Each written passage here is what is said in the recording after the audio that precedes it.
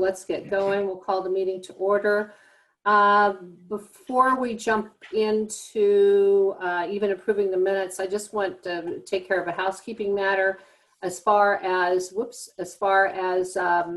meetings, I circulated the proposed dates for 2021. I heard back from a few of you, but not everyone. I'm going to let Jackie know that we're good with those dates, unless I hear anything from my committee to the contrary. I'm fine with those dates. Okay. Yep. All right. Then let's move on to the approval of the August 26, 2020 minutes, please. Is there a motion to approve? So moved. Colleen, is there a second? Second, Is that Michael? that's Michael. I'm eating. Okay. That's All why right, I'm not. thank you. That's why my That's why picture's he not doesn't have up. the camera on. I just assume not watch you eat anyway. Okay. All That's those in right. favor say aye or wave your hand. Eric, since you're. I'm eating too. Thank you all. Motion carries, and then we'll move on to the 2021 budget information. And I said presented to the Board of Supervisors. So I think Ken Wallace decided to go take the day off, and Ed just kind of left it all with you. Well, I was wondering if you, since you attended on behalf of the Ways and Means Committee, if you want to give your committee your synopsis of the meeting. Well, since really there weren't, Colleen was there, so she certainly can jump in. Really all we went over was really the CapEx piece. And there are some questions I think that we wanted to go over within that particular portion that was covered in almost mind-numbing minutia. Thank you very much, Ed. It needed to be. But there was discussion about pension. If you look at the 2020 operations forecast and the 21 estimates, there was a fair amount of discussion about pension that really isn't reflected on the operations, or I thought there was, looking at the tax plan related to that. Oh, the Ways and Means Committee, or the recommendation, which is on page 2, I believe, of the extensive CapEx review, was redlined, I'll call it. I don't know what you call it in at the municipal level, and pushed off, or just totally taken off of it, since the board chair felt that the Ways and Means shouldn't be, or she stated that we shouldn't be making recommendations as to budget, believe it or not. So that was one of the big highlights. Colleen, I really didn't get a chance to go into the department or the individual pages that we normally review. Ed took us through the revenues in pretty much, I would say, in detail. COVID has had some implications, of course, but they weren't as bad as initially feared. I'll use that emotional word. They're still, I think, being conservative estimates, but we would always want that to be the case. And I think that was about where we timed out, wasn't it? Before everybody's eyes was glazing over and we moved on. Colleen? Yeah, no, that's a good synopsis. I don't really have any other notes other than that. I mean, I was a little surprised about I know Jennifer had said she would prefer to see some work together with Parks and Rec on that bathroom request. And then we all, I'm sure, saw Kathy's email. So I guess I wasn't surprised by it, but I was surprised a little bit by Barbara's response, pretty adamant that we are overstepping. So I guess, I do intend to reach out to Kathy and respond to her email. I haven't had a chance to do that yet, just to make sure we try to work on some consensus there and really get an idea. They're indicating that it's in their plan, and from what I'm hearing before my time, it's been in the plan. So I'd like to kind of see where that lies. But Jennifer, I think, and Nancy gave some good indication as supervisors that they want to see this happening sooner rather than later. So, that's As- progress. Excuse me, as did Ryan. I was As did Ryan, yeah. pleasantly Mhm. surprised that Ryan even referred to the number of years. And it has been part of the comprehensive plan, I think, all the way back to 2009. Yeah. And it's been discussed, as we all know, a number of years. Yeah. We've even discussed it. I went back to look at minutes to see if there was anything on agendas or minutes in 2019, because we discussed it then. Oh, when, yeah. Ken Yep. was here.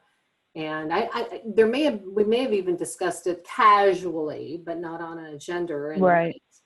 when we were having joint meetings between Park and Rec and Ways and Means to work on the community rec I center. guess, Brenda, I didn't attend the meeting, but I looked at, I think if we're doing a CapEx 5-year plan, that I don't understand the redlining. I would have understood Yeah. if it was moved a year or two. Right. I know Ed took So some let me time. respond to that. Before you get going, I moved it and parked it in 2023.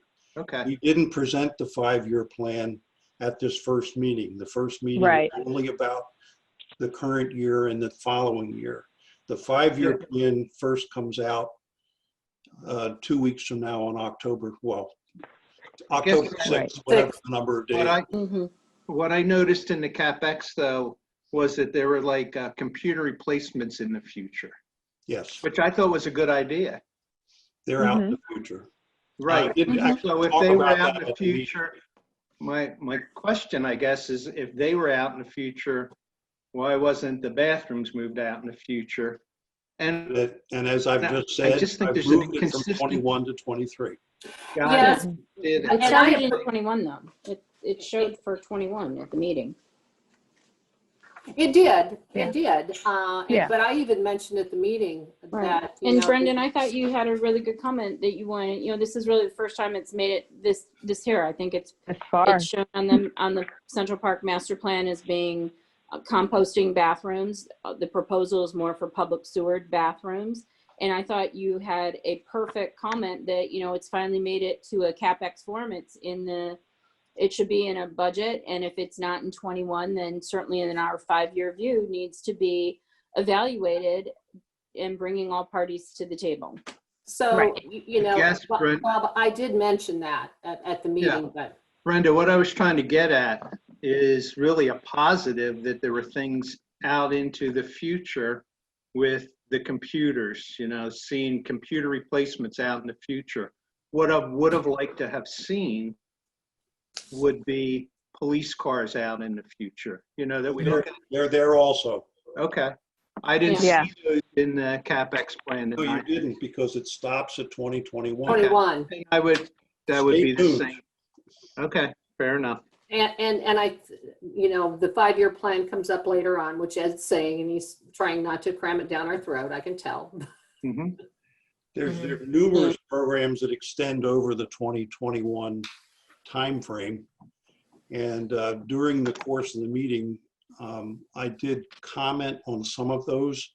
Okay. As it went over the line, just to give some color to it. But there's really, until we balance the whole thing, the whole 5-year forecast, it's not really appropriate to show all 5 years until we actually show that we can make it to the end. And there are some particular big challenges this year, but the computers occur every 3 years for police and every 5 years for admin. There's roads programs every year. There's Right. all kinds of stuff that extends over the horizon. So, and it's all, the plan was developed on a 5-year basis, but we only showed the first 2 at this meeting. Okay. I also wanted to say was I did see some things that went further than 2 years, like the roads program, like the computer. So I was just trying, I'm a bean counter, so I was looking for. Hey, I tried to suppress Looking all for the lines. magic It had bean. nothing, it Looking had for your nothing right in magic 20 and beans. 21, but I missed a couple. Okay. Just a comment. I also wanted to add that we're working on right now the Park and Recreation and Open Space plan, comprehensive plan right now. And in that, we just had a meeting today, and in that there's a lot of recommendations from the park board and from the committee that will be moving up to the supervisors at some point. So I know the bathrooms, you know, I want those bathrooms. But I think once we get that in place, then maybe we can have better discussions on what we need to spend money on in the parks. Well, one of the points I try to make is because, you know, bathrooms are CapEx, there's other ways to pay for them. I mean, it all is part of the total budget. But of course, I haven't seen the other things that are going to come out of the comp plan yet. So anyhow, it's anything else, Colleen? Jan? Why are the bathrooms such a hot button? I'm sorry? Just in a 15-second response, if I could just ask why the bathrooms are such a hot button. I don't know for sure what the Park and Rec. I guess they took offense to the fact that the Ways and Means made the recommendation. So a number of the people on the park board are the members How are new. How are we supposed to work more in tandem with them to not side swipe them with a recommendation at some point? I mean, I sent the recommendation and copied everybody in the world that I mean, so they knew that it was going in. It just didn't come out. The response just didn't come back until the last minute, Eric. So, you know, When it comes to doing any work in the parks, as far as like any capital programs in general, I personally would like to see the buy-in from the committee and the staff that are, you know, mostly affected to that. So just the fact that there wasn't that much buy-in in the Parks and Rec committee made it so that as much as I badly want that bathroom, that I think their opposition was not this year, honestly. Like I really think that was their biggest opposition was we have so many things on our comp plan that we need to address, safety issues, things of that nature, that as much as bathrooms might be great to have, that they think that it's lower priority than the safety issues that they want to contend with. So, but Jan, I still go back to the fact that we can pay for these with a different type of money, whereas a lot of the things that come from the comp plan will come out of operations or general. But let's not spend any more time on that. Let's talk about budget, because there's a lot of other things that, you know, Ed went over, Stephanie addressed, and you know, as well as Ken. Dave did a lot of talking about roads and that type of thing, which of course on Ways and Means, for those of us who have been here for a long time, we've talked about the road equation each and every year. And oh, by the way, one of the things I noticed that Ed talked about on the 5-year plan was the Chapman Bridge, and how, you know, that was just on the other side. So Right. That from If I can interject. oh, Joe. Hi, yeah, this is Joe. I went back through the notes because after I read the memo about us pushing our nose into Parks and Recs issues, they recommended that the bathrooms be installed, and Tomco in 2019 put an estimate in of $150,000. So it wasn't like Ways and Means interjected their nose in Parks and Rec business. We were asked by Stephanie for a capital recommendation, and that's what transpired. But back in 2019, they were requesting the bathrooms, and Dave and Tomco's estimate at the time, and I went back into the minutes to see this, and his estimate was 150,000. Enough said. Thank you, Joe. That took you some time. Appreciated. Ed? And I don't know how to turn my video on.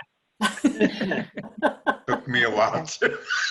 Don't worry about I've got a it. slash through. I have a slash through my video, and anytime I put my cursor on it, it asks me to rename me. So, Joe, I think if you hover over the pictures of everybody, on the bottom left-hand side, it says start video.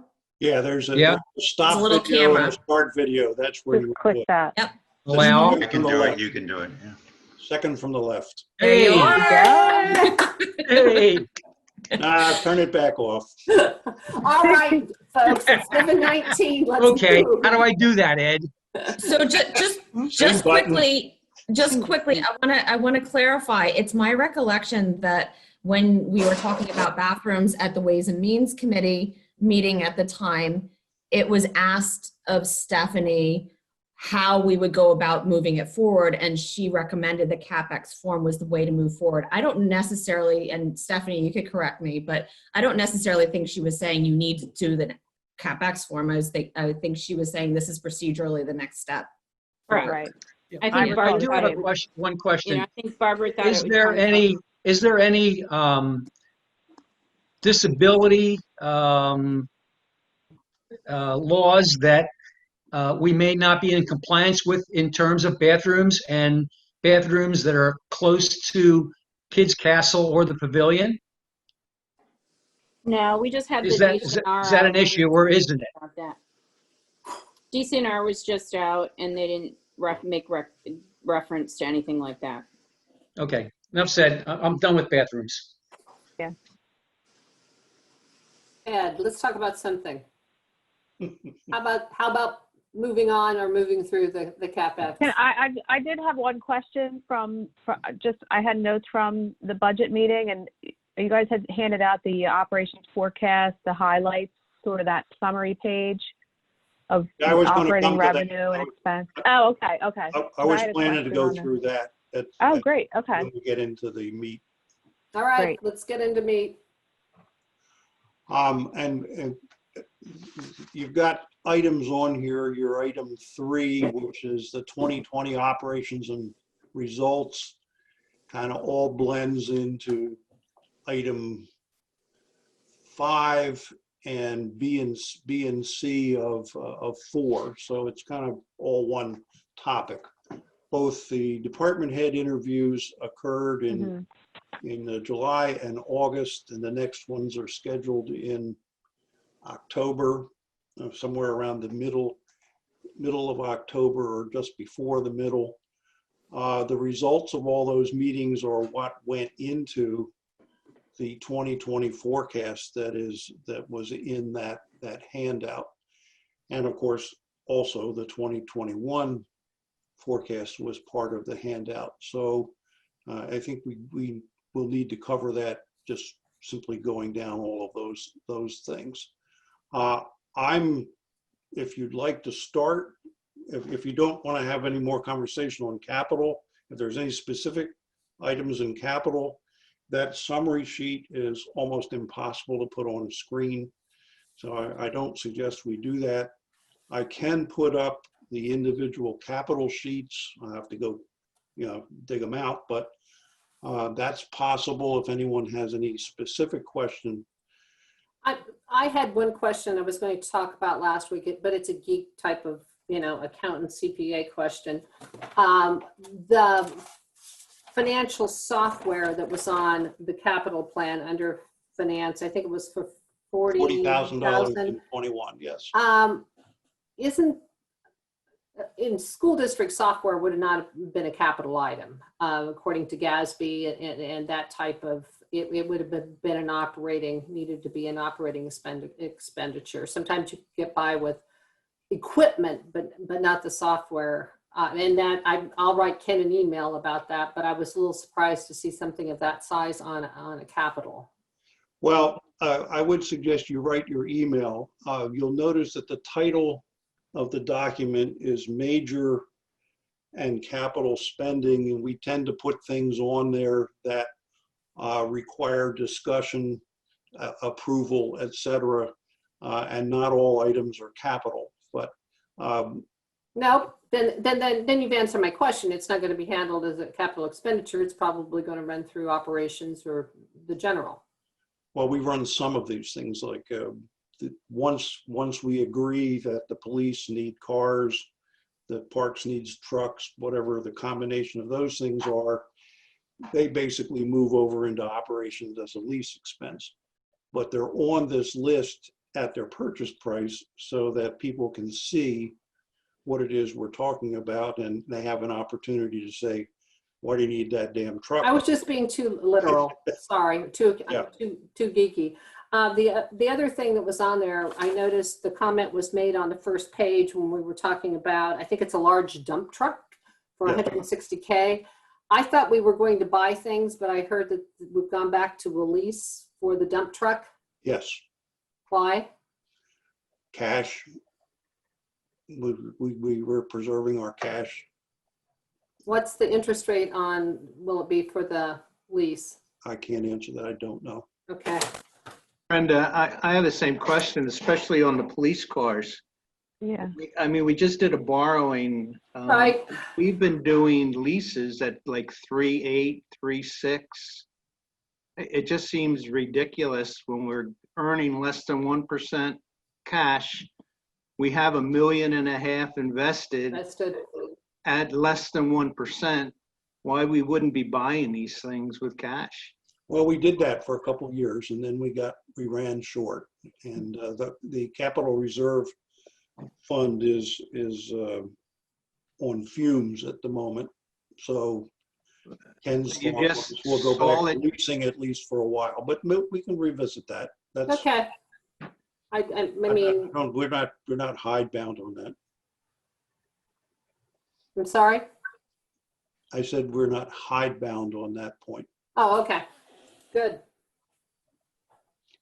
Would you be able to borrow on a truck loan as opposed to leasing it? And what would the rate be? I really honestly have not looked into that. We've just put it in as a 3-year lease to get it in, and I've not been focused on it, so. So it's just Can't answer something, the question. Mike, we can send Ken the question or everybody and Yeah. you know. I could just tell you, I'm buying a $160,000 truck tomorrow. The rate I got on the loan was 2.2%. Good.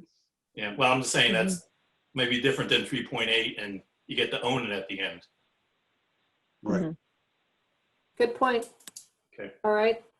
Well, we I think, even if Mike, their leases we are end up dollar owning it at by- the end, we keep them for 20 years and send them to the auction. So Mhm. we do the same thing. The question is, what's our upfront cost? Right. Right. What was it you? Bob, you were saying something? Back to I said the the lease is $1 software- so they don't turn it back. back to the software issue. Yeah. I'm going back to my days in public accounting, but it used to be where internal software that you developed was expensed, purchase software was capitalized. That's where the line between capital and expense was in terms of if you bought a finance package, you capitalized it. If you generated your own finance package internally, you expensed it as you incurred the cost. So Mhm. Well, this item is clearly meant as a purchased item. However, the way all the stuff that we're looking at is a matter of there's an upfront cost both for configuration and setup and that sort of thing, and a one-time cost. And then after that, there's licensing that moves on forever. And that would, of course, move over onto the operations side.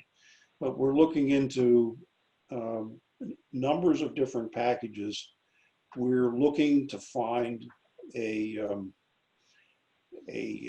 manufactured software package that can take the place of this large Excel macro-based forecasting system that I've built, so that I don't necessarily have to maintain it going forward or have to stay alive to maintain it. Somebody else can do it. And so the first order of business is trying to find a long range forecasting tool that gives us the same kind of capabilities that we have today. Benefit if at the same time it also can replace our monthly reporting tool, which the ones we're focused in on can. And then there's extensions that come out of that that could tie into grant tracking, some of the infrastructure type of work that gets done, and even time and personnel reporting. So there are bits and pieces of these packages which are most of them located in the cloud, but which take feeds from our accounting system for the basic accounting numbers that then give you a nice snazzy reporting and forecasting mechanism for predicting the future and for doing scenarios. For example, we're in the next 2 weeks, I need to, and I'm in the midst of building scenarios around the 5-year forecast. And as I can tick off for you the 3 big things that are affecting our 5-year forecast are surprisingly not COVID, because we think now that that's maybe a 2-year phenomena and it's not as bad as we thought it was. It could be, but we're not sure. We'll come back to that. But the timing and the amount for community center, the extent of an infrastructure maintenance program and timing for it, and third, the PAC recommendation for MMOs and what effect that has on our finances. Those 3 elements, each one of them have a rather large impact on our finances. So I am finding ways to show what the effects are and also to illustrate how we might overcome those things. In the forecasting tools we're looking at, back to the software, those kinds of things would be more readily available. They're kind of baked in capabilities that, in fact, even the supervisors and Ways and Means members could go in and play with the scenarios to their heart's content to see what goes up and what goes down. Not so easy with the system I bought or I built. So that's kind of where we are on that. Good. I wanted to mention at the budget workshop, we went through all the different capital projects, and some were, we're enthusiastic about having move forward, and others we redlined. But at the very end of the budget workshop, we started talking about the tax implication, the revenue side of it to pay for some of this. And I got a very strong sense that the board is now concerned about the things that they were enthusiastic about before. So, I mean, it was kind of what you were saying towards the end of the budget meeting. We're going to have to figure out either more things to cut or raise taxes is basically what it comes down to at this point. And so I think a lot of the supervisors are going to have to reevaluate what they were. Frankly, if we had presented the message the other way around, no one would have listened to the list. Right. No one would have had a good solid sense of everything that the organization thinks it wants to do. So I'm not trying to be devious here, but things don't come for free. We don't get to double our infrastructure road maintenance without it having to be paid for. So yes, there's going to be some tough decisions that have to be made. But Right. first thing you got to know is what's on the list. And yes, I think you're going to have to come back and do something. I'm not saying that to criticize the way you did it. I understand the reason. I just wanted to say that even though there was a lot of nodding heads at the budget meeting, there's gonna be some things that are getting cut. Yeah, we're aware of that sentiment. I believe the term Harry Carey was used by someone up on the front table as one of the last comments, because, yes, yes, yes, and yes, but we don't want to increase taxes. So anyway. Yeah. Right, understood. Nevertheless, now you know what's on the list. And as far as the capital list is concerned, you can also prioritize them by one, which are legislatively required. Mhm. That's a must, okay? Or a requirement that in order to comply with current laws, you've got to do the following, They do that, Joe. Yeah, we disability, et did cetera. that, Joe. Second, you can Yeah. then do, this is a must and a one. And then you can Joe, take the they do must that. and force rank them, and the once and force rank them. And if you need to chop, you draw a line at what you can spend, or you raise taxes. Joe, Yeah, I'm that's familiar with the that's how the technique. meeting went. Yeah. Dust the The bathrooms. budget meeting went through only mandates, actually. We went through maybe one or two once besides what's being mandated right now in capital spending. Well, no, we don't have the roads one listed as mandated, but it's maintenance. So, Well, but it's still necessary for the good of our community to have, like the police car. Okay, we know that those things are things we need to invest in.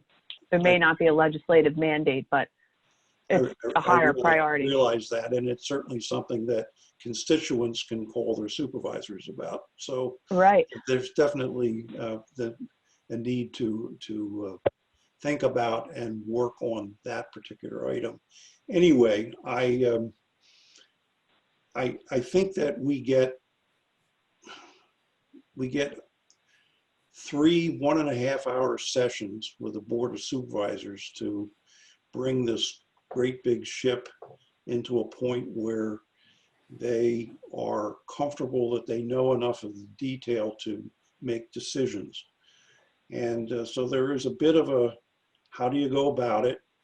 And this very first meeting was focused on capital because there's a hell of a lot of stuff that people want to do. So we need to get that out in the open so people understand it. The second meeting will be gnashing of teeth. Oh my God, is that what this adds up to? And what are the alternatives that could be used to deal with those kinds of things? And between the second and the third meeting, and between the third and when it actually comes out in November, there'll be a whole bunch of turning of the wheels to go this way, go that way, to see what we can pull together. But my point that I'm trying to get at is that it takes a while to get the whole picture out to the point where everybody who has to make the decision kind of has the comprehensive view. And remember, we have an officially an hour and a half. We probably have an hour and a quarter times 3 to get this whole thing across. So it goes in a bit of an order, and it's not complete until we get into the third and fourth session. So I apologize if you didn't get everything all in one shot, but if we put the whole thing out at once, I'm afraid it would just explode. Plus, it's not ready. That's the major thing. So do you want to go over then the operations, the forecast for a lot of the people that were there? I'm sure they didn't have a chance. If you would share the screen, I'd like to start with the the summary. Yes, that's, It's shareable.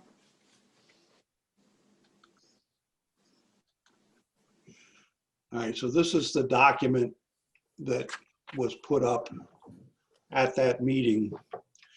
And it attempts to talk about both 2020 and 21 and give you a flavor for what we've seen. As you know, the COVID situation has not been great, and we've been particularly worried about it. But as of right now, the year-to-date receipts, and this is comments of a week or two ago, I didn't get a chance to look today, have recovered and are actually ahead of last year. Now, bear in mind, we forecasted in our budget to be up 1.5%, so it should be ahead of last year if we're going to make budget. We, however, are cautious about the receipts that come in towards the end of the year, particularly what's called the fifth quarter receipts, which is the biggest, one of the biggest chunks we get during January and February. And if there is any let's say we had a lot of airline pilots and stewardesses in our area who will get laid off by American Airlines starting in 2 or 3 weeks. We could start to see some layoffs that we haven't seen so far, and that will affect the last quarter receipts. So we believe, Ken and I, that it's appropriate to consider, to still be cautious, to build our plan on a fairly cautious view of what the future is. And so instead of calling EIT down 10%, which is what we were doing, 10% this year, 5% next, which is kind of like what happened in 2009 and 2010. We are now calling it down 2.5% this year, and we're calling it also a further 2.5% down in 2021, and in 2022, which is not on here. I've brought it back to kind of halfway between the 2019 actuals and the 2020 budget. So basically, pretty much a full recovery in 2023, and then a normal progression after that. So that's what we've done with EIT. Hopefully, we'll be found to be too conservative. 1% of EIT is $44,000. So you can see at 2.5%, we're not playing with the keys to the kingdom here. It's a relatively small downer in both of those years. That's EIT, and that's what's in the document you have in front of you. State contributions was another place we were concerned. What we call state contributions includes state liquid fuels. We've already got our money for this year, and it was 10% down from what we've gotten in the past. And largely, we think because people are driving less. It's tied almost completely to gas consumption, gasoline consumption, if not completely. And so we are expecting that next year will be similarly down 10%. So that's staying about the same. Pension aid, on the other hand, we had forecast to be down 50%, because figuring that was one thing the state could do if they got themselves in a jam. We have no indication that they're going to be down at all.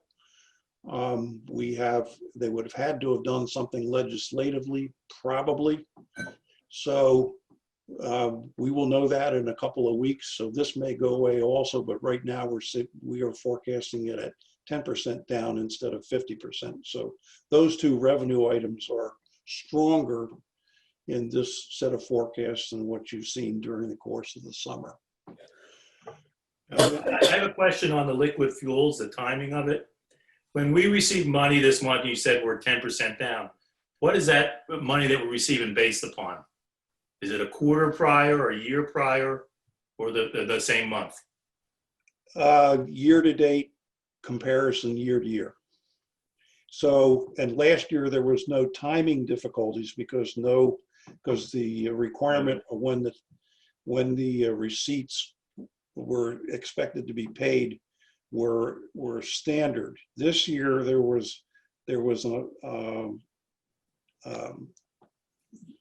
state allowed people to defer, to not pay right away, or the county, whoever did it.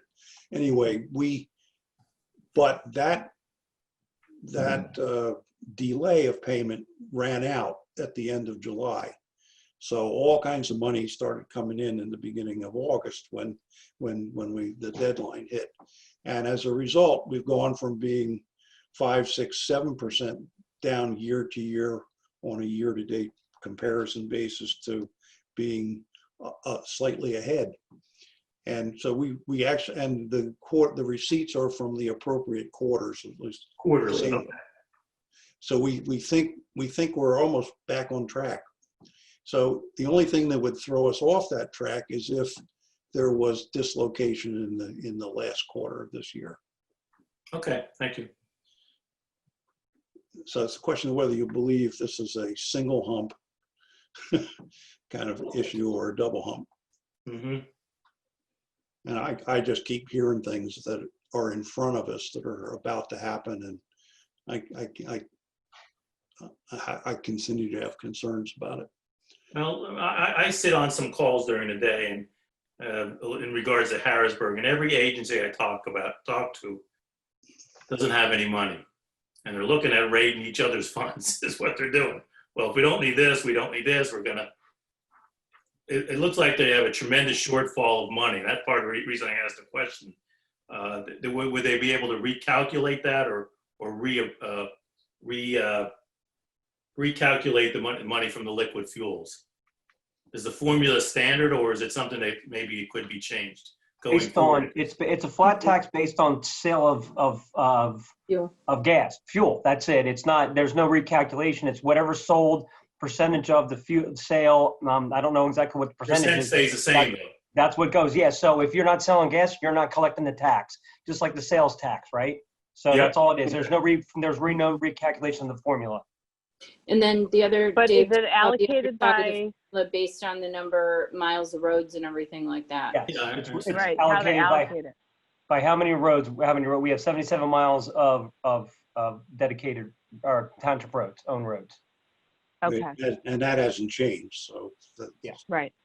so it's all based on the driving. How often are people buying gasoline? And that fixed percent that you described. And how is that calculated? Is that a legislative thing? Yeah, that's a state bill. Yeah, don't know the State number, bill. but yeah, it's a bill. It was that was passed when they passed it, and I don't know if they've changed it subsequently, but yeah. Okay, well, that's so that's something they look at each year, or they look at that. I don't think so. Okay. I don't think they do, but they might. I don't know the last time the rate was changed. That's really my question. So, Right. Well, we could probably That look. I don't know makes that it fluctuates too much because then, same thing with, saying change of sales tax or any tax, something's taxable, people are going to get, probably not be happy, right? Right. Uh-huh. So, yeah, so Okay. we could probably take a look and Mike and see what historical looks like if I can find the data. So it's hard to find, I try to get an idea what sales look like, as they were month to month, and they don't like to publish that. It's not easy to find. So it's like, oh, let's see what the sales look like last month. And then, Right. June, July, August, month to month to see what the numbers look like.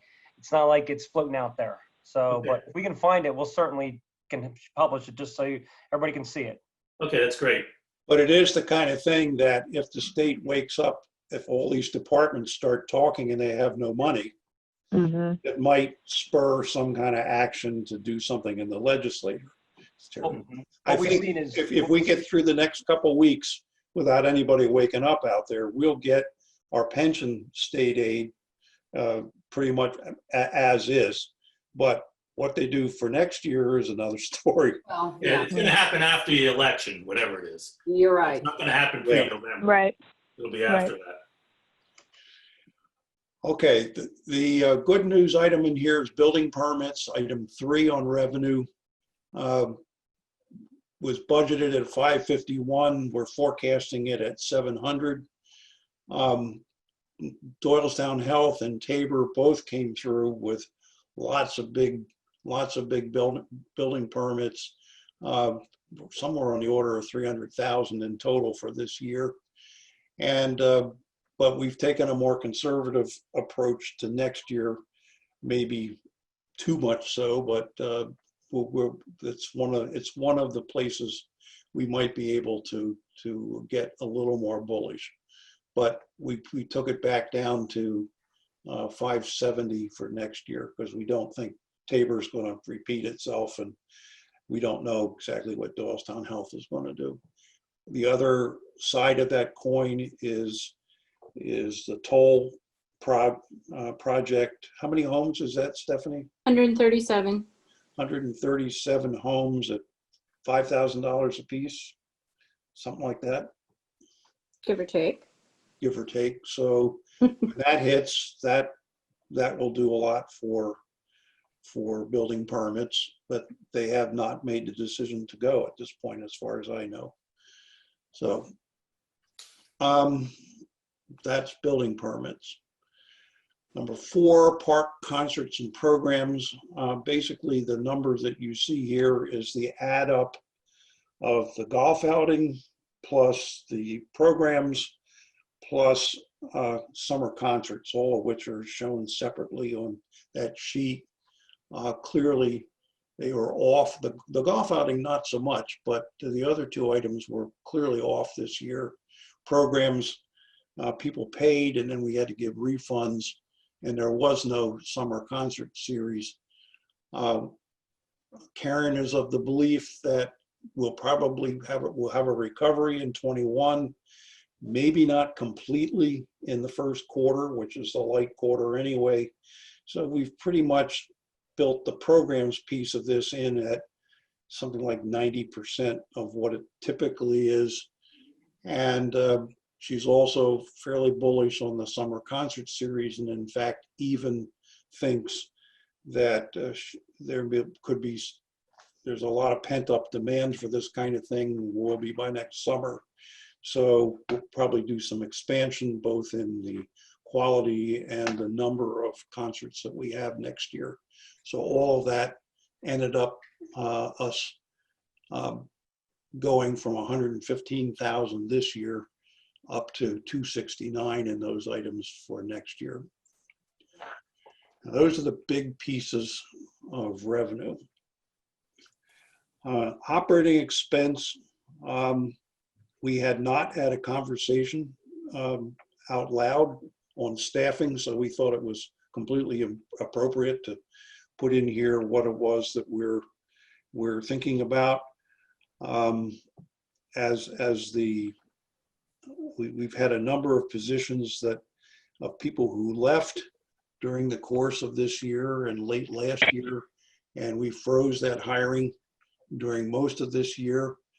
But interviews have now started for the police, and we'll start shortly for admin, and we're intending to start shortly for public works to replace positions that were heretofore full-time positions, and we need them back. We also are asking for another worker in parks during 2021, and that money is built in to what you saw for 21. Increases in 2021 are set by contract for the police at 3.25%, and we have included 3% for non-uniform staff. Ed, I asked specifically, and it may not be the time to do it, what's the ramification of the dollar amount of those 2? I looked, I didn't find it, but I didn't scour all the documents. You wouldn't find it there. Thank you. But I can answer your question if you allow me to scratch around here. The police, the 3.25% for the police requires 63.7 thousand more next year for a head count of 21. And on the non-uniform side, 3% is also in the same magnitude, 68.4 thousand for a head count of 38. So right off the bat, you start to get the sense that the police side and the admin side are very different than average salary. 1% on the non-uniform side is 22.8, 2% 45.6, 3% 68.4. All the numbers in 21. I haven't compounded them for 5 years. Ed, can you give the figure from the DTMA and the percentage that they cover on many of the employees? I don't have that broken out, but yes, that would reduce that. We'd be reimbursed for that for. I mean, at the end of the day, I think it drops us, and I'm just going off conversations I've had with Ken. They're picking up probably 20 to 30. That sounds of about that. right. maybe probably closer to 20, but I don't have that. Well, 20%. It may be Does minor, but that number include the replacement from the first item for parks maintenance? So, yeah. Well, it did, yes. No, both of it the doesn't. reference So and- like 38 staff total, non-uniform, that include the new one for next year, so that would be 38 all in, or we're Yeah, at but, 37, at The 38 now? count's a little weird, so it's somewhere between 38 and 40. I'm not exactly Right, sure I got it right. what you're missing is the matching FICA, the pension contribution, Mhm, the yeah, medical dental package, which Benefits. is another 20,000. So when I looked at some of these things, whatever the salary is, you can at a 50,000 or less salary level, you can double the number, basically to get what the full cost is. In pension, the medical is 20,000 plus. Well, Depends on what plan they have. Yeah, all and I that's not- feel Mhm. mentally.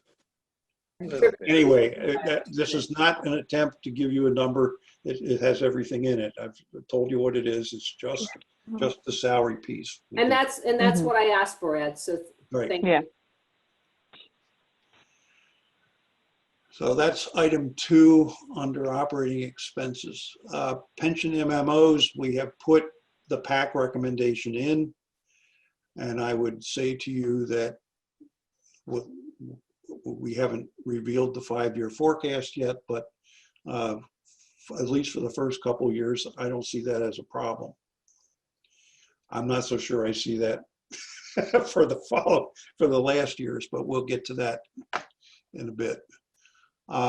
Parks programs expenses, 2020 was budgeted at 102.5, but much of those expenses got cut. It's actually now forecasted 38.6, and then back up to somewhat near normal levels next year at 124. And lastly, Well, wait a minute, but I mean, that's not near, that's $20,000 more than the current year, so.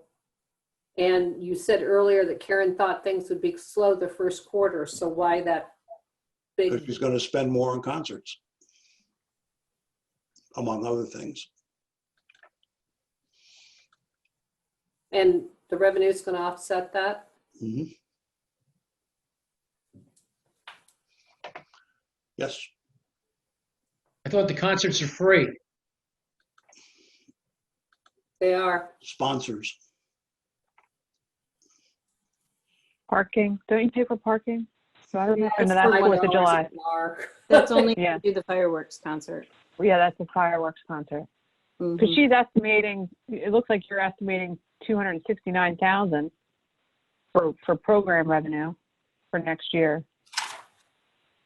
Mhm. I mean, that's on your number That's 4. 269. 269 Right. is golf outing, program revenue, and summer concert. Mhm. Right, okay. Mhm. So the I can program take another look expenses at at that. 124 are You just, can take another look at program. that to see that it's clean, but right. it seemed pretty clean when we did it. Mhm. Lastly, medical insurance, we don't have any, we don't have the notice from Pliget yet. Yeah. Or the trust yet, but so Renewal. we've just simply taken last year, added 5% to it. It's a placeholder. When will that come Yeah. out? Not probably till sometime in October. Yeah, that's what I remembered. It's almost too late to, Mhm. Yeah. Well, it's not And too then late isn't for that, the is final that budget. the same time where they sometimes come back and have a refund based on utilization and all of that? Isn't that the same, isn't that the some same No, pool? Offer us The rates to benefits- use rate stable. We're going to use our rate rate stabilization. stabilization plan. Yeah. Yeah, We have to tell them by November, and yeah, I mean, obviously, anything and everything for discounts on it Right. will be utilized. And we're getting Right. information Renewal from date? them. I'm Is it sorry, I November? didn't. Yeah. November 1st. Okay. Mm-hmm. Okay. Actually, I have a November 1st renewal. And the guy's coming out tomorrow to present it, the package. I think we're going to get a 1% increase. He said things have really, they got more competitive in what it is. Good. And earlier in the year, I had another company was 9%, had a renewal in February. And then come in November, it went down to, well, we got 1%. So it's been, he thought there was more competition in this, and he got a good price for us. So Yeah, 5% is at the high end of what we've seen. that's exactly what I was going to over the say. past couple of years. Yeah, the last 2 Yeah. years. You might find it better when you get your renewal. Yeah, Yeah. so I'll be on claims and things like that. We'll see how we've done. Yeah, that's 5% is much more than we've seen in the past. So that's Yeah. conservative. Okay. It's very. So those were the highlights. We handed out the package on which those highlights were based. And I see from that I can't stand by higher summer concert revenue because it was budgeted at 60 for this year, and we're budgeting at 60 again next year. So I will take a fresh look at the expense side, make sure it's clean, because that is broken out on the revenue page.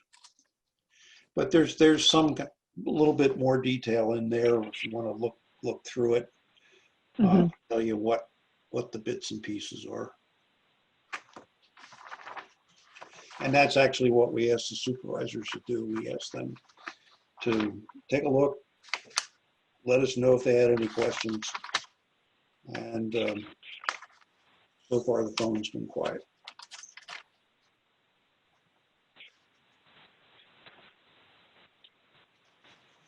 So that's the viewpoint for 20 at this point, and the estimate for 21.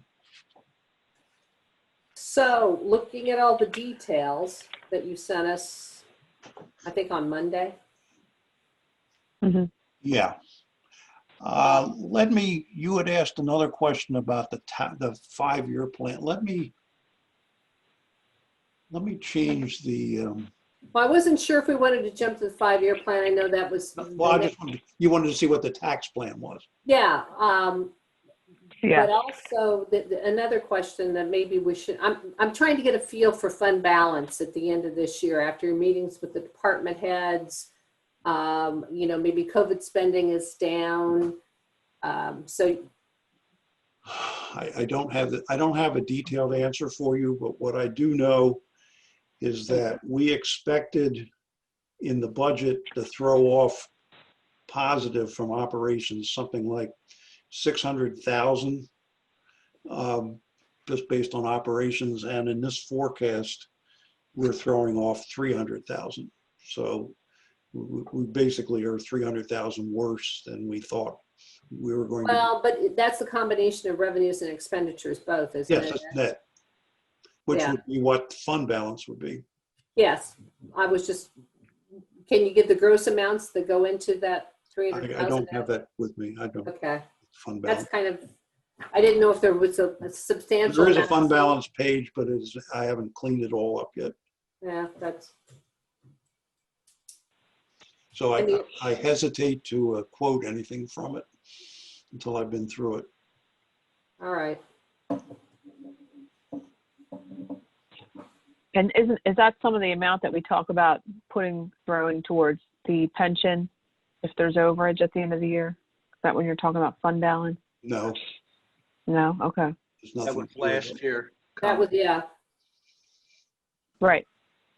What I was looking for is has there been any COVID savings? And that's a very negative way of putting that. Because obviously there has been less spending in Park and Rec.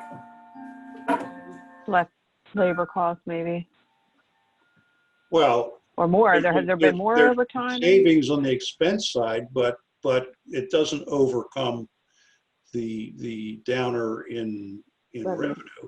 I mean, we Right. budgeted 284 and we're at 115. So we're basically 170,000 off in revenue, Right. and we're only 70 to 80,000 better in expense. So Right. we're still more down than we are up. And everything else we talked about, except building permits, is kind of in that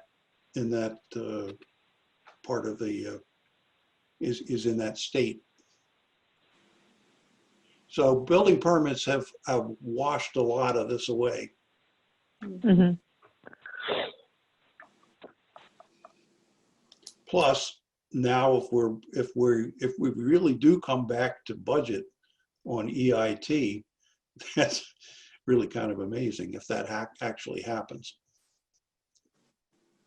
Well, I think I mentioned last month, Keystone and Berkheimer do updates on on revenue across the state, and it's just not down as much. There's the correlation between unemployment and EIT. There's in this part of the state that's very divergent.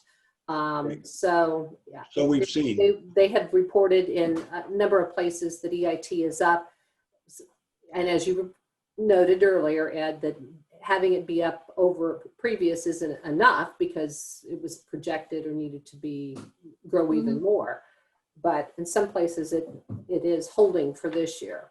As you said, some folks and school districts this week, they pointed out 504 people in Bucks County lost their jobs.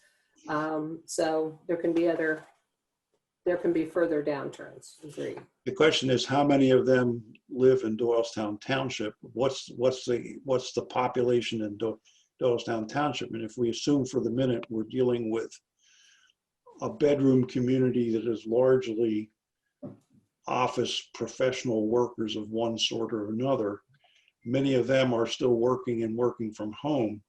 So the thing that's in the back of my mind is, if companies keep going this way and don't go back to the office, and if let's say they find that they're running at 75% of their previous business, there's going to be some restructuring in front of us, and that is likely to affect professionals as well as frontline workers. So we might see more of an effect in the back part of this than in the front. Like the example I gave you was pilots. We know there's pilots live in Bucks County. So if any of them work for American Airlines and they live in Doylestown Township, they might be affected. Yep. How about people that work in Philadelphia that were working from home during the COVID crisis? And historically, they have a higher rate in Philadelphia. But because they were working from home, is there a way that Doylestown Township could get part of that? Stephanie, I'll ask you that. I can go downstairs and get Hal, because we just had that conversation the other day. Because my husband's one of them. He's one of them. Yeah. He's a CPA and works in Philadelphia. And no, they're still taking, because the office is based there and he's doing work for the employer, he is still taxed with the Philadelphia wage tax. That's Wage what tax, yeah. Yes. Everything I think that's what the employer does. But I think the employee has the option that come January to opt out of the Philadelphia and pay it to Doylestown Township and to get the money refunded from Philadelphia. And maybe that's something we should promote or let people know, because that will help us getting, like what Ed was saying, that these bedroom community people that are now staying here get that money in Doylestown Township as opposed to Philadelphia. Yeah, and there's actually a time when we actually talked to Keystone about it, and it was indicated, Ken and I asked Ken that question early on, as to, and if they're at home for more than 90 days, Right. And also it's going to come down to, did their employer open their offices, and are they choosing to work from home or given the option to work from home? So it's gonna play kind of person to person, business to business, so to speak. So I think how we couch it, Mike, and how we promote it, and at the end of the day, we're going to have to advise everybody to talk to their tax preparer, and we don't want to give anyone wrong information on how they may or may not be able to go about it. But certainly if it's an option, we can talk to Keystone about how we might be able to couch it for people to Well, promote I something. think in the next newsletter that you send out, it should be something in there that is communicated to the residents so they can start thinking about it. I think it's going to come in January when the new year starts, and then they have their final Philadelphia wages. I So also it- suspect that some places, Michael, because in our community at one point in time, there were a lot of the next generation who'd moved home for a while out of Manhattan and Queens and those type of places. And enough time had gone by that their tax situation shifted. So, I mean, there's a lot of things that have gone on for this year, whether that will be interpreted for next year and what a percentage that will end up or what that will do would be an interesting monetary study, but. To Ed's point on the revenues on EIT, the fact that Bucks County in general went from a 5% unemployment rate to 12%, and we're showing a nominal decrease in the EIT. So, you know, that I think that tells me that although Bucks County's change is a decrease of or increase in unemployment of 7%, I don't think it's affected our township as much because the EIT doesn't reflect it. We get data from Keystone or others broken down by community, and it tends to support what you're saying, that Doylestown Township is less affected by this than, say, places like Bristol, other parts of the county. There's more burger flippers over in Bristol than there are in All right. Doylestown Township. It's 8:10. Not to demean the burger flippers, but I'm saying it's the makeup of, I think there's more professional people living in the township. The demographics are different, Joe. We'll leave it at that. What's that? I said the demographics are different. We'll leave it at that. Okay. Yeah. So would you like to look at the 5-year tax plan? That was one of your questions on your. Yes. Anybody Yeah. else interested in that? Or are there other points we want to look at first before we get to that? I want to look at it because I was interested to see it at the budget meeting. Certainly being on PAC, I want to see that long run impact. Yep. Go I ahead. want to understand I think we can flip to it. All right, all I have to do is find it. Zoom, boom, whiteboard, iPhone, where the hell is it? I got it open here. Oh, wait a minute, I know what's wrong. Here we go, 1 second.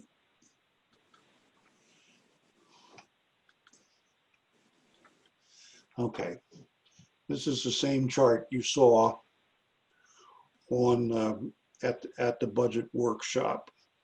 The piece at the top is millage by fund, and this is the plan with 2020. This is the plan we had last year, which ended here, and with 2025 spliced on, basically identical.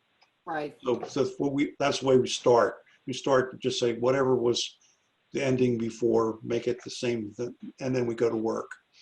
So that said, that our millage, this is what our millage is like, and this is what the changes were that were portrayed. There was there was a 3/4 of a mil tax increase in 2020, half a mil to the general fund, 1/4 of a mil to Parks and Rec. 21 had nothing, no millage increase, but it had a reallocation. We took 1/4 mil out of debt service and put 1/4 mil in roads and bridges. And then subsequently, we added another, in 22, half a mil. Though again, there's some reallocation, and you can say it went here or it went here, but this is another way of looking at it. And then there's another 1/4 of a mil, 3/4 of a mil that dropped one mill into debt service because that's when the debt for the community center, as it was in last year's plan, started to take off. Mm-hmm. Pulled some out of roads and gave a little bit more into the general fund. So if you look at the pattern up here, you'll see that roads and bridges was basically 1.75 was up during 2021. We brought it down 1.25 in 22 as Pebble Ridge, Woodridge receded. And then we flattened it at 3/4 of a mil for the following 2 years and now 3 years. That says at 3/4 of a mil, this produces about $200,000. If you take the $200,000 and you add to it what we can get from state liquid fuels, depending on what we do with it, is somewhere between 200,000 and 300,000. You get an idea of what sort of road program this was designed to support. And since you know that what was in the capital, the reason this is yellowed is because what we presented in the capital review was a road program that gets us through Pebble Ridge, Woodridge, and then gets us up to over $1 million a year in infrastructure repairs, both for roads and for bridges. So there is no way that this millage and state liquid fuel can support that. And that's the reason I brought that out at the meeting, because that idea had to be planted. Just so I understand, the allocation in the later years is going to translate to about a couple $100,000, but the plan is now set at about $1 million. Is that a fair statement? I'm just trying to get it right in my mind. 3/4 of a mil will produce about $200,000. Right. And you get to add to that whatever we can get from state liquid fuels, Right. which if we got it all would be $550, but we don't get it all. We spend $100 to $150 on snow and ice supplies and overtime, even with our mild winters. And we've also loaded into this the repair of bridges, which have gone up substantially. Now, this is something Dave and I are working on, trying to rationalize this whole program and make sure we understand completely what it is we're requesting. My only point in bringing this up is that this thing probably supports 400, 500,000 a year, which is what our plan was. Right. And we've got a plan that's twice as big as that. Twice that size really now. Runs out of gas at this level. And Right. My only point in bringing it up. Ed, there's the bridge issue that keeps on being pushed out, which at one time when I guess we started when I started on Ways and Means, it was like 600,000. Now the number's $1 million. If we ever get to having, is it the Chapman Bridge? Yeah. yes, it is. Actually, it's 1.3 million, 1.2 million, and last year we pushed it into 2025, so it's in this column. And it's actually in the 5-year plan at 1.3 million of spending and 1.3 million of borrowing, and the debt service is over here. Okay. So for at least this planning horizon, it's right at the end, which may not be necessary. I mean, it all depends on how our inspection reports go. I mean, the bridge has been worked on and brought up to some kind of snuff, but it gets inspected every 2 years, and we'll just have to see how the reports go. But this is where it fell before. 1.3 million, the design for its replacement is already done, sitting on the shelf, ready to go. So I am putting in the 5-year plan 1.3 in spending, 1.3 in borrowing, and I start paying the debt service back in 2026, which is next year's problem. Help me remember, what was the 0.25 increase in Park and Rec in 2020? You'd think I would, but I don't. That was to make parks completely self-sufficient without transfers for its operating expense. So for the operating line, Parks and Recs basically is at 2.25 all through here. Right, It had been running at 2. too. But this year there will be money left over in that area because we didn't spend. Right, so which means I can reduce the transfer for capital projects. That's helpful. I mean, again, anything that we transfer for capital projects has to come out of the general fund, and that's, And if in 2023 is when the quote unquote rec center comes in, why isn't the Parks and Rec allocation go up? I guess we're just putting it in a debt service and yes, not showing it as part yes, of Parks and Yep. Rec. yes. Is that why Right. their allocation is so high to begin with? Are they one of our highest operating No, not even close. funds? Mm-mm. No. I mean, besides general fund.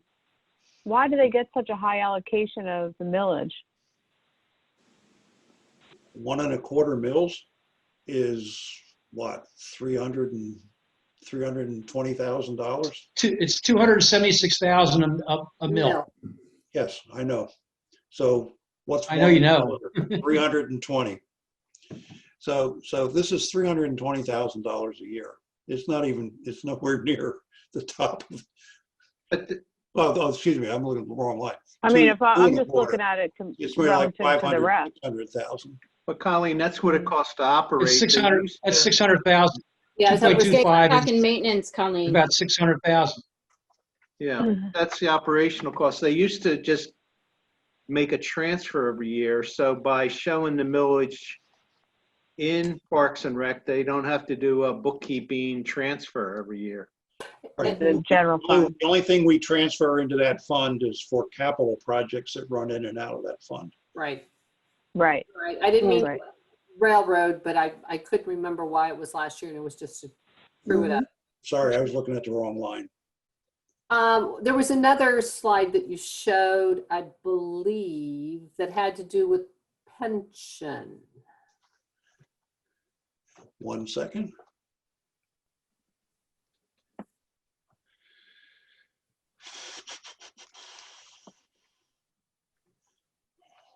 Because I think that that's going to cause some future heartburn. I know, Ed, you said it's what the PAC is recommending is in there, which is good, but I've just seen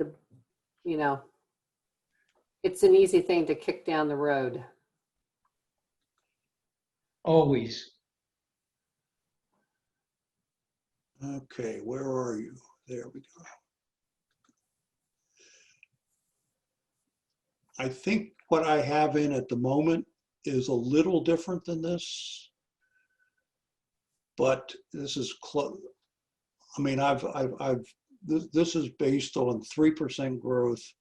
I think I'm looking at 2% now, but this is the non-uniform MMO growing. Here is where it was changed, not changed. This is where we are right now. So this is what 7.25%. This is the MMO associated with 7.75. Excuse me. This is 7.25. Right. This Right. is still 7.25, but we throw in another 88,000 to simulate what would happen if we went 0.25%, and then we make a change again, and then we do the same thing. So this is exactly what the PAC group suggested. This together is $160,000, which is the extra payment that was recommended. And if you take these two together, this is about 2.2 million as compared to 1.3, 1.4 over here. So it's about a $700,000 slope over the 5 years. And it obviously assumes some growth in MMOs. And frankly, they don't grow that fast as what the history shows. So we can moderate that. We can moderate that even if we stayed flat at the same percentage. the amount of growth year to year is not that huge. Right.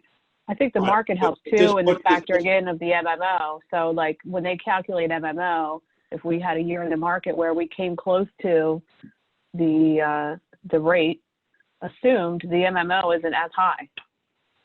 That gets Well- pretty technical, but you have to, this is more linear than we know it's really going to be. But Yeah. you do have to build those assumptions in, yeah. But our MMOs for 2021, for example, are very similar. Not much changed from 2020, Mm-hmm. but one went down and one went up. But I mean, we're Yeah. talking about one went down by something like The market $17,000. variability, whether it goes up or down, does have an impact on the MMO because Yeah, the that's actuary what amortizes the the liability. gain or loss over a 5, the 6, or estimated 7 year period. So the impact of a $2 million loss or a $2 million gain in any one year in the MMO gets amortized over time. So and the market's been so up and down that it's a crapshoot right now. So this was just to give people some, I'm sorry I didn't put a total Right, you need line some on it. context. This is just to give some idea of what this looks like. But then when you Yeah. start trying to bake that into the tax plan, Well, first I would put it in and see what happens. Oh, yes. yeah. So Yeah, I'm but looking at but you have to, doing- And then we'll have to figure out how it gets funded. yeah, but you also have to make sure that you relay the context of this is linear math. And if we're talking to the Board of Supervisors and how this is going to sort of really affect the back end of the 5-year tax plan, yes, linear, in a linear sense, this is what it looks like. But there's a lot more unpredictability in that, and these numbers could be a little less impactful. I don't want to be unrealistic, but I think they need to understand that in some way. And that's our job in the PAC, is to educate them further on Yeah, those nuances. I would quickly say to you that between yourself and Ed Denton and anyone else on the PAC, I actually think that's what you have got to get across to the Board of Supervisors. Yeah. Yep. And Agreed, but I thought it in was this instance, I important. am simply putting the numbers in per request. This is my clerk role. But just so that everybody who wasn't Well, at the meeting, I mean, uh, Colleen and I saw that Ed had this up, and it was discussed, but Jan and I may be wrong. I don't think that the impact was perhaps internalized or realized. I thought we should discuss it a bit. Questions? I mean, Bob and Colleen and Joe are all on the Mhm. PAC, but No, I would agree with you. And Brenda. also we have, Ed, Colleen is in that business, and we have Tom who is a recent addition, and he's a gem. Tom Burke, he's just he's a great addition to the board, and believe me, that the stuff that they're working on, there's a lot of thought, a lot of insight, and a lot of experience that's going into these numbers. We're just not throwing numbers to make the problem disappear. There's a lot of analytics behind the numbers. all right, it's almost 8:30. Do we have time? Did anyone on the committee have a chance to go through beyond the revenue into the details, the summary pages that Ed gave us earlier this week by department, the police administration, the fringes? Do you have questions? I'm sure Ed will lead us through a discussion of each of those particular line items.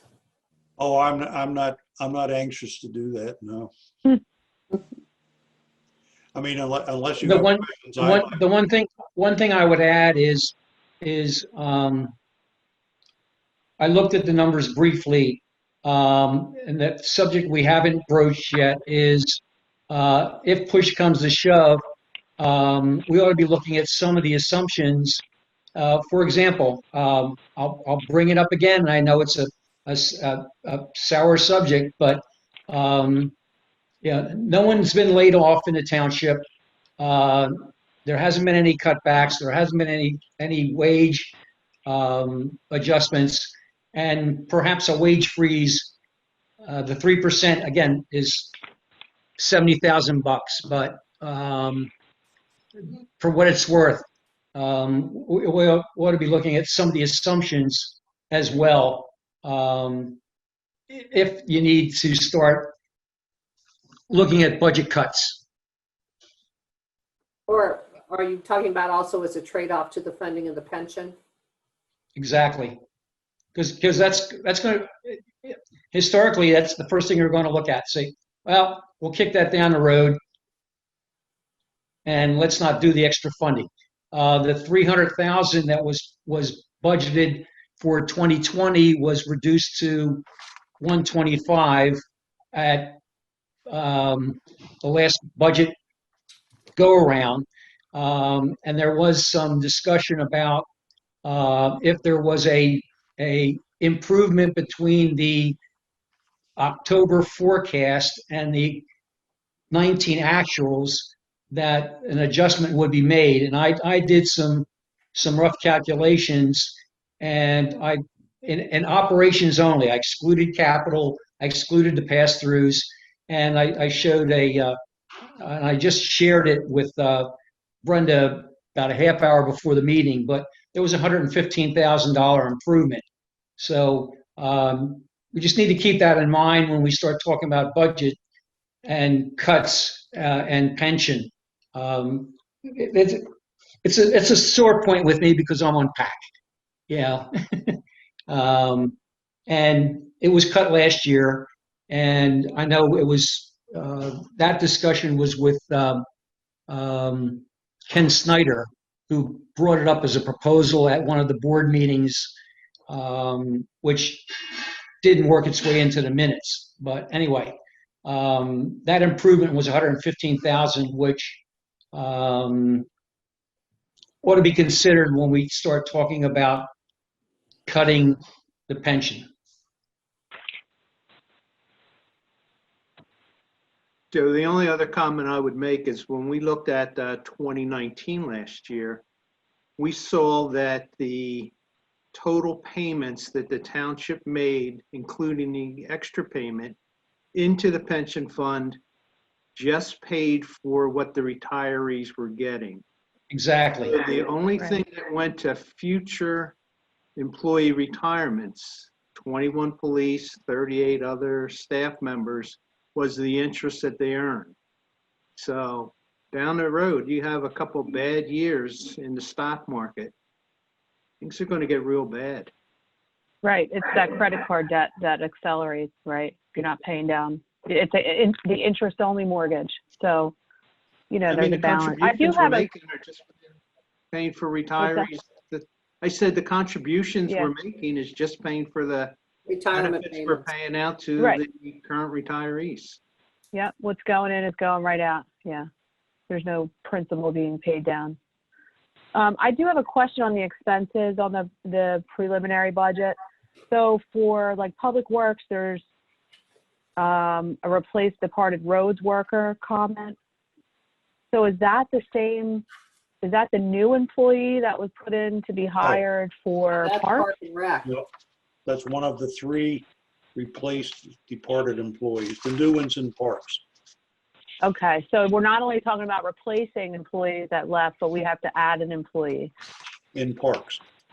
And we're showing that the work is there with Turn to COVID, the I guess? next page. Turn to the next page. Under maintenance wages, there's a note out to the right, added parks worker. Oh, maintenance, I see it, yep. So that's the added worker. Yep. Plus replacement workers. Because I hear what Joe's saying. Are we operating at full capacity? Do we really need to be hiring people right now? I'm just, it's Yes, we believe so. another expense savings, I guess. What is the person in parks going to do? I mean, I know I can see, I'm sorry, that it's maintenance. Is that anything that could be contracted or? Well, no, it's me. It's I call it the housekeeping stuff. Look, you gotta realize we have 30 miles of trail. How many acres of active and passive parkland staff? 400. 400. Okay, you got a 100-acre park. One person alone could be caught up in Kids Castle for the week if something needs to be done or maintenance or just on a daily basis. So take one person out of the equation out of 3, put them in Kids Castle for a day, or make repairs, or take 2 guys that got to do repairs in Kids Castle. Then you only got one other guy. What is he doing? He's running around doing trash and cleanup, and nothing gets done. So we have to look at the idea is to bring somebody in to continue to do the housekeeping stuff, also to do what I call obviously special projects, and then whatever can be contracted out will be contracted out. We do a lot of contracted services work for lawn maintenance, turf maintenance, other pieces, but we have to realize is that, and now throw in a building, a park and rec building, okay, that is disjointed from our current base of operation. I'll say, in other words, it's not in the municipal complex now, it's across the park. So you're not like, hey, I got to run over to the park and rec building. It's a 15-minute jaunt up to the park and rec building to go do something and then come back, let's say. So you have to think about that. That's why we put it in. Look, I don't know if it's going to stick. I mean, obviously the board's got to chew on that, and there's obviously ramifications to the cost. We know that. But Chris Mason's been asking for somebody for a year and a half to almost 2 years now, because we need more people in the parks. And again, we need a person back in Public Works Road Department to replace Mike Abbott, who left. He left in January. Okay, we basically were going to replace Mike. We had advertised. We had basically ready to start interviews. COVID hit. Hiring freeze. Okay, so my concern is the longer we wait on roads, same thing. You know, we're down 1 guy. So we have 8. So Paul really is the leader there, and he's running around doing the quote unquote administrative stuff. So now we've got a crew of 7. So you can't even split your crew evenly and say you got 2 crews, 2 groups of 4, let's say, or whatever, evenly. So it really hinders us. So we're trying to get back to where we are, just like the police department. The police department is down 1. We're trying to get back to full staff. So we're replacing our people, and we're also trying to grow. Same thing with facilities. We have another the building is going to grow. Dave, We're not building less infrastructure. Okay. Dave, to your point about the rec center, then maybe when I did the financials, I missed something along with Bob Salnick. If we're saying that putting up a rec center is going to require a maintenance person, then we're going to need to add another $100,000 to the P&L on an annual basis to cover that maintenance guy. Just like if you say, well, we're going to add 3.5 miles of trails in the next 5 years, and that's going to require another maintenance person.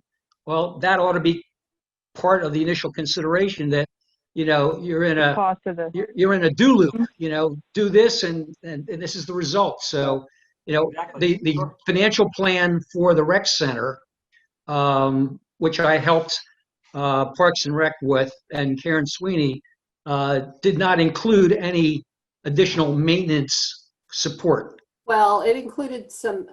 it included custodial services, but Security, but no maintenance. You know, but it also showed that Or it like a person running the facility or whatever that kind of was. additional That revenue. So the revenue, the Mhm. extra revenue offset. would offset all Mhm. that, Right. and it should help the budget. I Well, think, Yeah. we're None not. of that's in here. no, Right. but if you're adding the extra expense in there, then maybe you ought to consider adding the extra revenue to offset it. Dave is saying you need 1 guy to run to this new building that's coming in. I Well, but completely it's not agree gonna with be you, but I finished think we in got to get to the 2025. point where there is a decision made that we're actually going to do this and when we're going to do this. Sure. I mean, I I'm not don't there yet. putting the energy into putting a whole P&L in at this point when the board has never voted one way or another to do the project. They haven't decided when, and we need So to we're get staffing the in basic things we anticipation of gotta do that? first. So No, then, he's, I mean, look, I he's could use staff, Dave somebody wants now. to staff for right now, though. I could Yeah. use somebody now. I need somebody Yeah, now, okay, really, and gotcha. it's the then anticipate. don't bring up having the a park building. and rec building. Right. you know, the I think- Let's reality, decouple For the that. future, he's thinking for the future as well. okay, but the I reality. have a question on staffing. Sorry, Bob, I'm Go sorry. ahead, you're I'm good. just going through by, basically by, budget owner. So police have 21 at full staff. Admin They has will how be many at full people staff at 21. They are not now. They have, Now it. They're admin, down 2. Yeah, the police is never at full staff. but okay, well, I'm just going off the numbers here. So I don't see a number for admin. How many people is full staff for admin? Or how many they have now? The only number I have is the total, so I can't tell you. I don't know.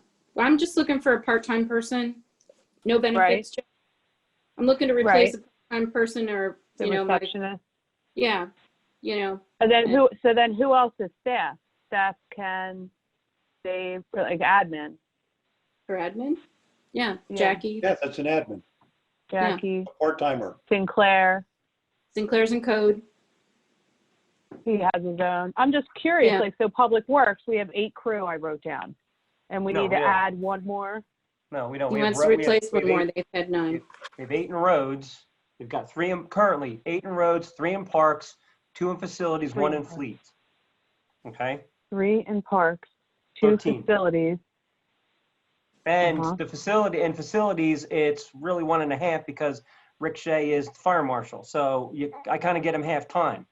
Gotcha.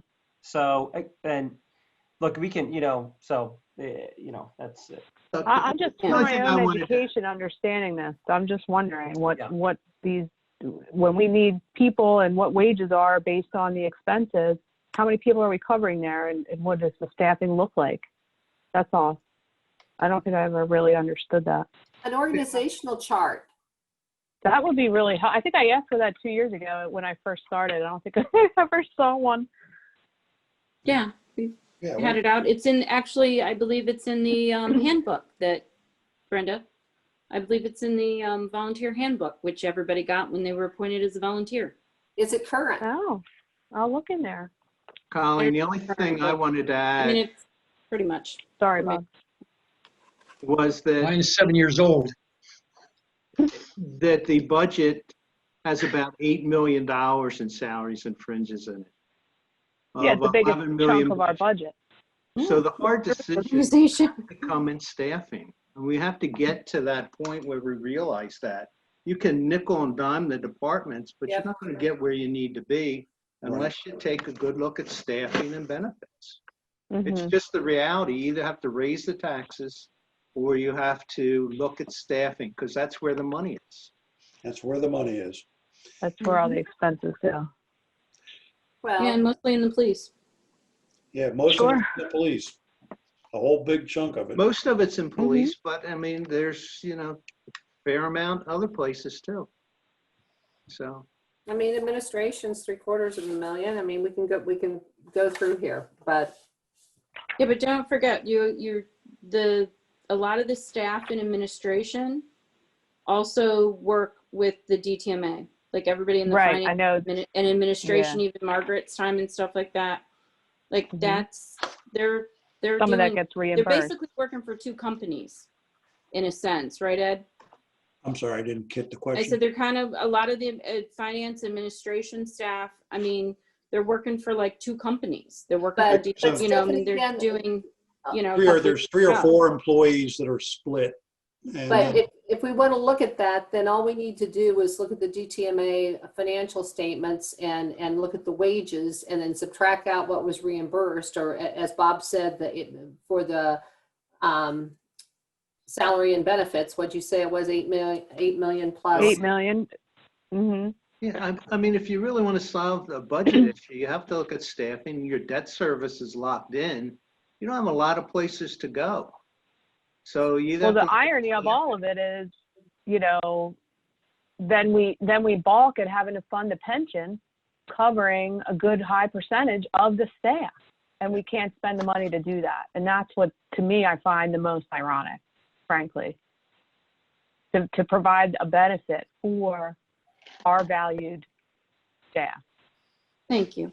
And I think the other thing is you got to remember, any new full-time employee is going to be in the DC plan. So Yeah, I understand that. But know, the you bulk don't of the bulk of the Yeah. pension expense is There's, still there's no Right. contribution being made into the Right. current plan. And as people Yeah. retire, and no liability. Right. more and more people get drawing from that number, which is right now a break even. And that number is just going to go more negative as people retire. Mhm. Um, Okay, well, that helped clear it up. I appreciate you guys giving me a little bit of a breakdown of that, and I'll look for the org chart. I will too. Thank you. So with that, but I think that's a very important thing to continue how salary and benefits, pension being part of it, how they drive this particular budget as they do. most I do have a question on the DTMA transfer.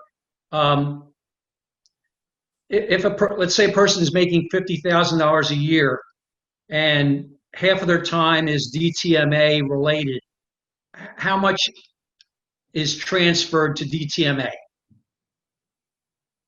That 50%. percent, yeah, Is it salary and benefits, Of what number? Yeah.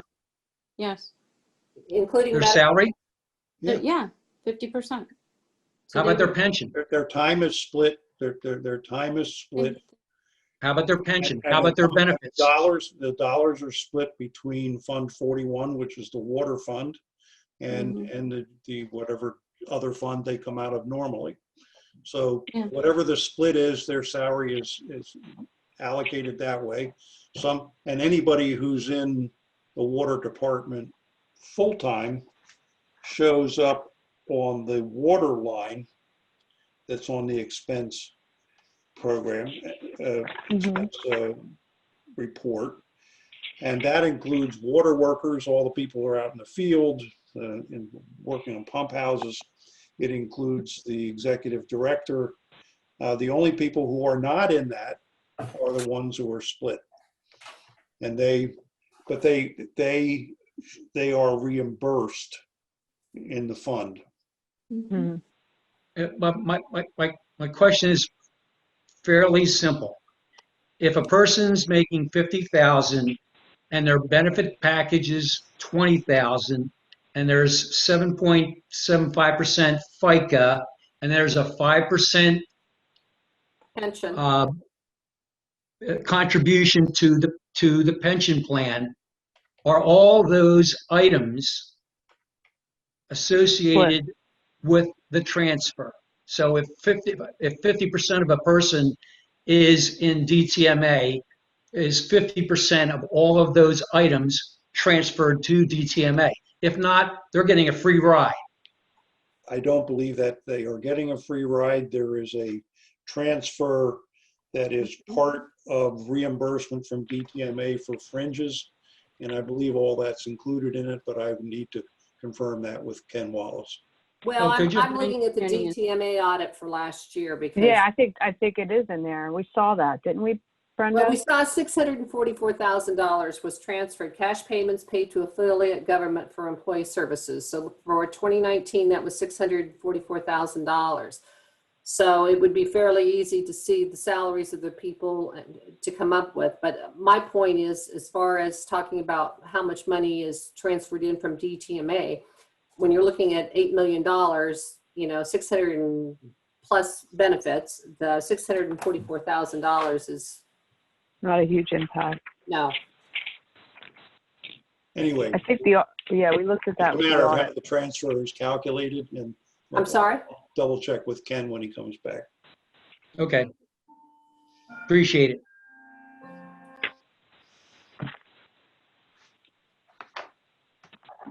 Any other questions? Sure. Motion to adjourn. No. We want an update on capital projects from Dave. I'm not anticipating that this will be long. For some of you, you probably know more about it than the rest of the committee. But, how are things going with the sewer project, the water along that area? I'll defer to Stephanie on the sewer and the water because it's not my area Sewer's of moving along. responsibility. Sewer's moving along. And water is starting the end of this month. And they're out there now with starting the curbs. So the project is moving along. You know, So the contractors on site, I Or believe so, right, Dave? for road, Or for the curbing? the curbing? We Is that what talking you're asking, curbing? We Brenda? talking yes. Are you I'm sorry. talking- Yes, they were Water, on, they started sewer. today. water, started today. sewer, curbing, stormwater replacement, replacing infrastructure in the neighborhood. It's going to be great. We just have to be patient. And there's Right, no Bob? update on toll. Did toll get any approvals from DEP or EPA or whatever they were waiting on? Things are moving forward with it. It's slow. They do not have their planning module yet. Okay. But they've been working with Bucks County. Bucks County has really been helping with DEP and moving things forward. Mhm. And they've been very, very appreciative of my, sort of cheerleading on the sideline for them. They have started discussions with our solicitor on their development agreement. So I Good. find that to be very positive. And they're looking to start their PennDOT application. So I see those things as all very positive, but, I'm hoping we can sort of beat any further COVID situations that may arise and everything. There's not a car in their parking lot when I drive by in Horsham. At toll. They're working remotely. I'm I'm on sure, yeah. on Zoom call. I've been on a number of Zoom calls with them, and they all, Yeah. they're all like and I'm like, you guys are not in your offices. Any other questions or anything on that particular capital project? Dave, I was just wondering, I know things are kind of on hold. Architects working on the community rec center. No, we've received their contracts. That contract went to Garton for his review. He conducted that review. We sent it back to the architects. We had a call last Friday to review all of Garton's comments, all 20-something of them that he had on the contract. We went over everything, and some of that stuff was for us as the owner that Garton was making comment on. Other things were items that the architect had to address, which they are working on. And so they submitted, minutes and addressed that that's going to get sent back to Garton and to Barbara to review. If everything's good and we'll get the revised contract, we anticipate that that contract will get signed probably at the next board meeting on the 6th. That's the plan. And they're also going to give us a tentative schedule for the project as well, which includes a feasibility study first. That's the plan. So it's kind of moving slow. I'm a little surprised at the contract, considering how much work they do with municipalities and everything that had that many points, but Welcome to Mr. Garton's world. well, I've worked with a lot of attorneys, Dave. I know. Look, And a lot of construction, so. It's a standard document, and unfortunately, if the comment's made, we got to address it. So No, I understand that I too. agree. I understand. Look, here's the funny thing. I don't know that we had a different agreement with Phillips and Donovan. I don't think we used the standard AIA agreement. So I think it was a different. It was like, here's the scope of work, sign it, we're going forward. But they put together an AIA doc. So Mr. Garton reviewed it, and so here we are with all these comments, and Barbara hasn't looked at it yet. So. Well, AIA is pretty boilerplate, but anyway, we could have a conversation about that for quite a while. Yes, we could. You're right. Ed, Stephanie, and Jen maybe, what are we doing for October the 6th, the next meeting? Well, I know that Ed Denton, we're going to add Ed Denton onto the schedule. I know he wants to make a brief presentation to the board on the pension. So I guess maybe we'll lead off with that.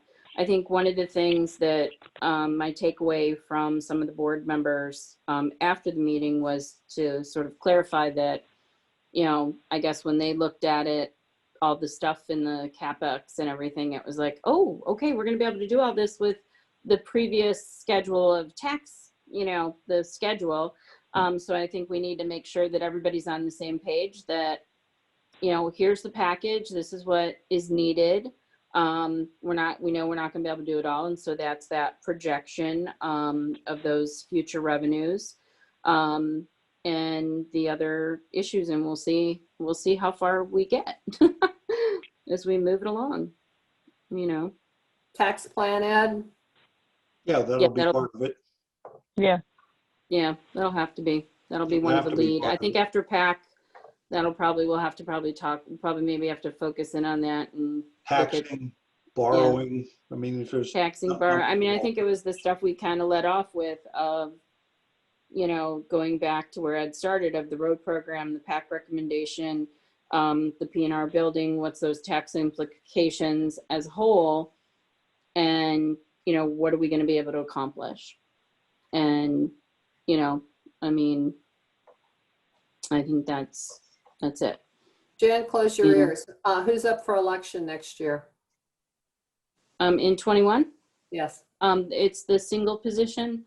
So the board runs 2, 2, and 1, and it's Barbara Lyons' term who will be up in 21. Okay.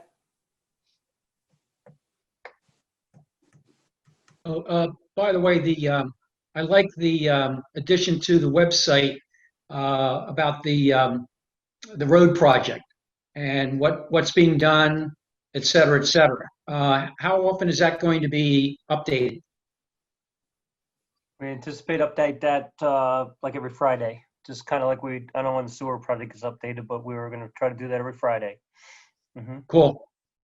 And one other question, actually, I'm going to give credit to Joe. Sometimes we go back, and I indicated earlier in the meeting that I had gone back to look for some notes and minutes and, regarding the bathroom building. And Joe was talking about looking through Park and Recs and even Ed tonight talking about the long spreadsheet. Is there any way or any thought to coming up with a repository or some sort of electronic place that Ways and Means could access and start building it by years? And I don't expect an immediate answer tonight, but it might be, and I'm sure it wouldn't be just Ways and Means that would be interested in doing something like that. The Ways and Means are on the website. I mean, your minutes, all the minutes from once they're approved are under the calendar on the front page. You get to the calendar, you pick your selection of the board if there's 7 Right. minutes. that have been And- approved. My issue is there are a lot of handouts that are presented at meetings that if you're not at the meeting, one, you don't get a copy, and two, if you're looking for some data, and I was trying to look at some data, and I have to either go back to Ken Wallace or Ed Edenbach, et cetera, et cetera. It would be great if we incorporate, and this was Brenda's idea, Just we make a Dropbox. incorporate those attachments to the minutes so they're memorialized. That's what I do Or- with PAC. That's what I do. with Or PAC. we set up a folder that Dropbox. we can access where Mhm. these things are electronically housed, and we sign on to the website, go to Ways and Means, go to a folder and get the data electronically, as opposed to after a year, I've got 6 inches of paperwork, and it's tough keeping track of it. So I worked with a company for a number of years, and they did Google Sheets, and everything was done, on the widescreen. And after 6 or 7 years, my paperwork was maybe 2 inches tall, because everything was electronic. So I guess the question is, can we get this paper put into an electronic file, folder, or whatever, that we can just go in, and it can be by month or topic or whatever. And if it needs a password, then we give everybody that needs a password.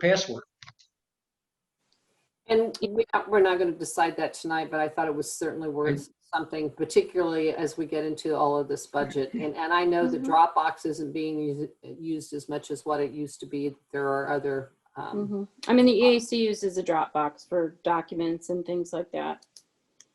You know, so I mean, we can I get think if we do something, we need to have a standard platform across all the boards and commissions. And, because we use a Microsoft product and a Microsoft platform for our, and we're moving that way, maybe, we need to just be on OneDrive and find out how we can make that available. And that's a platform we use, which is in the cloud, it's backed up.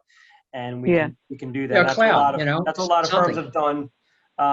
Going to virtual office and things like that. They're sharing documents, and their C drives now become a OneDrive in the cloud, and they're sharing documents that way. So, well, I think we should just do it standard across all the boards and commissions so that, everything's the same and everybody has access to it, that way. So we can work with our IT folks and we can come up with something that, we can move that forward.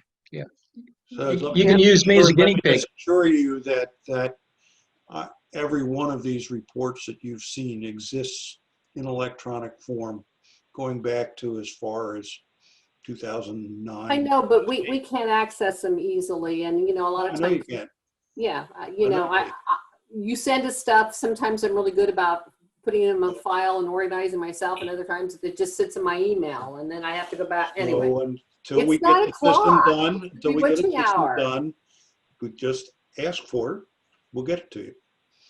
You don't have to What- wait until we get the whole system solved. We do have it available. And maybe when we I think we started the conversation with getting a computer upgrade, software upgrade for $40,000. A lot of the software is expanded and they try to do everything they can for that. So maybe in those discussions, you could bring that up and see if they have a package that they could attach or that would work seamlessly with your reports and archive it also. Yeah, in that instance, the issue will be how far back we'll go. yeah. We'll probably only go so far back as we are in the current accounting system, which would take us to 2012 or 2013. But I mean, if we got that far back, we'd be miles ahead of where we are. Yeah. All right, folks, you've all been great. It's, as I said, the bewitching hour. Is there a motion to adjourn the meeting? So moved.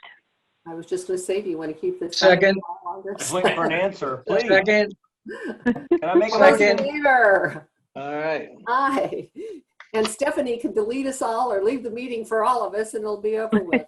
See you next. Bye, y'all. The 6th. Yeah. Take care, everyone. Yes. See you, everybody. By the way, that Bye-bye. meeting